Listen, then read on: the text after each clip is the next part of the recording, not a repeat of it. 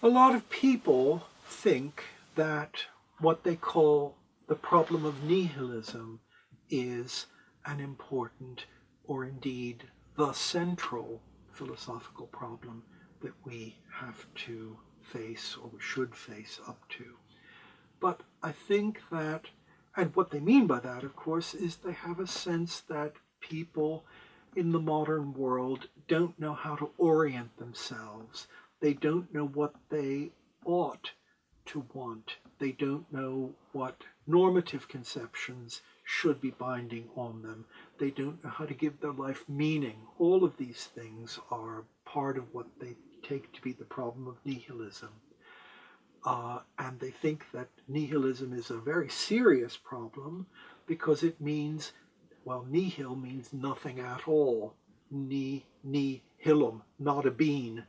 So they think we have not a bean of meaning, or not a bean of normative, justified normative structure, or not a bean of way of orienting ourselves in the world. And how do we get that? This is a big problem, and we need to analyze it, and we need to address it. Now, it seems to me that that formulating this as a philosophical problem in that way, and seeing it as a huge particular problem in that way, is misconstruing the situation completely. And it's partly a way of misconstruing the situation which results from a non-historical way of thinking about the world and of thinking about us. That is, the assumption of this way of going about philosophy, saying that we're confronted with this philosophical problem of nihilism, the assumptions of posing the question in that way are that we are somehow in the position of disinterested and disembodied spirits. We're like Cartesian selves, who are completely outside the world, outside history. We have no history, we have no character, we have no embeddedness in the world, we have no commitments. And now from that situation, how could we ever have any reason to do anything? Why should I do anything? Why should I think anything has value? Why should I think I ought to do anything? And now my suggestion is that if you set the question up in that way, you've set it up in a way that ensures you're not going to get an answer. Because of course, if you start from the assumption that we're completely disinterested agents, completely disinterested entities, we're out of history, we have no desires, we have no commitments, then of course such entities couldn't possibly be given an argument that would tell them that they ought to want something, or they ought to structure their lives in one way rather than another, or they ought to have normative conceptions of a certain kind. But in fact, we're not such entities. We're not completely abstract selves. We're always selves who have a history, have an form of embeddment in society, have existing commitments. It isn't that we have to see how we could at all get any normativity, how we could at all get any kind of justified way of orienting ourselves. It isn't that we're lacking meaning or lacking normativity. We've, in a way, got too much of it. We've got a superfluity of different normative ways of thinking about ourselves. I know I ought to brush my teeth. I know I ought to take care of my cat. I know I ought to oppose George Osborne on virtually everything he says. I have all sorts of things I know I ought to do. I don't need, as it were, special general philosophical justification for that. I've got all these normative commitments already. Now, it is the case that all of those normative commitments don't naturally form a single coherent unit.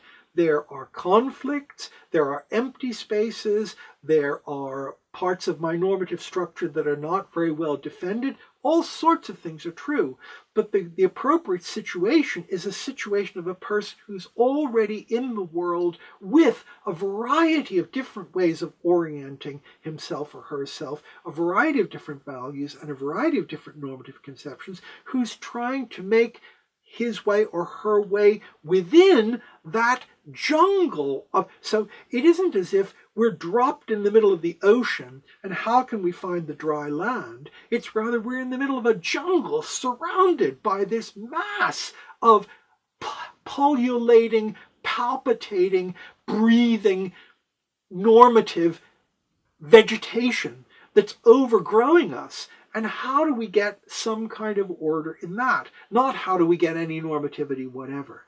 So I think if you think about the problem like that, it doesn't become the same kind of problem. And now so that's one part of the misconception, which I think is embedded in this notion of nihilism.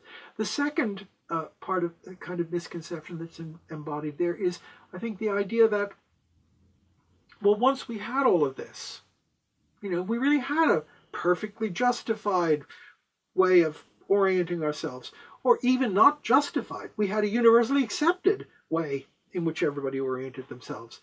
And now we don't have it anymore. But that seems to me historically very, very naive, because people in earlier periods, it isn't as if they were little automata who simply knew all correctly how they ought to act and acted in that way. And we're just the ones who don't know how to act. They were just as confused as we are. They were just as much in the grip of a variety of overlapping, contradictory, and inadequate justifications and normative conceptions as we were, and they had to fight their way through the thicket too. So that's a second mistake, I think.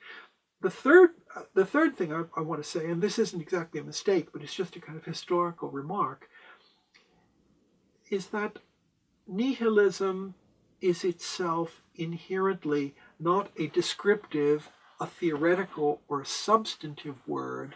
It's an argumentative word. It's a rhetorical word. It's a rhetorical strategy. It doesn't describe anything that actually exists. Bertrand Russell famously said, I am principled, you are firm, he is pig-headed. I say of myself that I'm principled. I say of you that you're firm. I say of someone else that he's pig-headed or stubborn. Well, nihilism is like the stubborn or pig-headed thing there. That is, the nihilism is inherently a word that's invented by certain people to denigrate those people who don't agree with them. So characteristically, it's religious people who have a vested interest in everyone believing the absolute normative claims of their theology, and who claim you must be a nihilist, you don't believe in anything, if you don't believe in what I believe in, because what I believe in is the only thing one can believe in. Now, I merely point out that if I have this view, I can call you a nihilist because you don't believe in my particular brand of theological normativity. And it might not be the case that you don't believe in anything at all. You might just have different views about it. And this is, in fact, how it's used in the 19th century. Everybody is calling everybody else a nihilist. None of the people who are called nihilists think they are themselves nihilists. They're nihilists as the objects of the derogation of their enemies. So nihilism is a term used by your enemies to describe you. So that's a further thing I merely want to point out. And notice that really no one doesn't believe in anything, doesn't believe in any normativity. We're confused about things, we have problems, but it isn't the case that you find people who simply don't think anything has value. That just doesn't happen. That's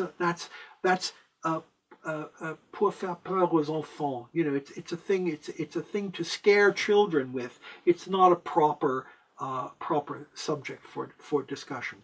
So it is true that in the West we had for a long time a relatively coherent set of worldviews that were oriented around a kind of Christian framework. and we don't have them anymore. But that's a historical question. It's not a philosophical question. It's a historical question about how we move from one form of society to another form of society, which has different assumptions and different conditions of reproduction, rather than a question about how do we move from a society in which we've got normatively well-grounded views to nothing. It's a historical question. It's not that kind of philosophical question. So for that reason, I'm not terribly keen to think of nihilism as the central philosophical issue of the present. I think that's the wrong way of thinking about it.